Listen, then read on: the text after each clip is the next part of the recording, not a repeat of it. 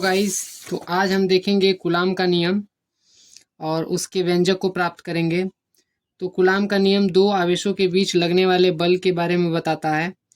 देखिए यहाँ पे लिखा हुआ है कि स्थिर बिंदु आवेशों के बीच लगने वाला आकर्षण अथवा प्रतिकर्षण का बल दोनों आवेशों की मात्रा के गुणनफल के अनुक्रमानुपाती तथा उनके बीच की दूरी के वर्ग के व्युत्क्रमानुपाती होता है तथा यह बल जो है ये दोनों आवेशों के मिलाने वाली रेखा के अनुदिश लगता है।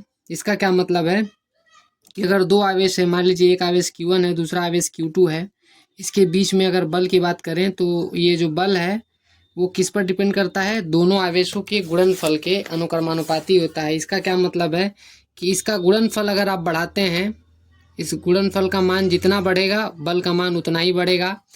और व्युत्क्रमानुपाती बोल रहा है, दूरी के वर्ग के व्युत्क्रमानुपाती बोल रहा है। इसका क्या मतलब है कि अगर आप दूरी को अगर आप बढ़ाते हैं तो बल का मान घटेगा और अगर दूरी को घटाएंगे तो बल का मान बढ़ेगा। यही इसका मतलब होता है। और वो भी किस में घटता बढ़ता है, वर्ग में घटता और बढ़ता है।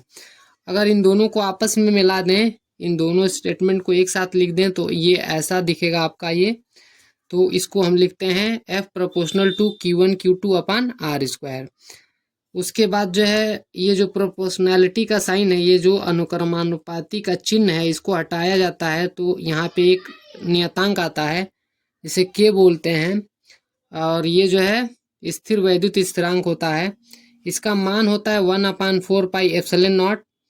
इसको हम ये भी लिख सकते हैं 9 × 10⁻⁹ न्यूटन मीटर स्क्वायर प्रति कूलाम स्क्वायर।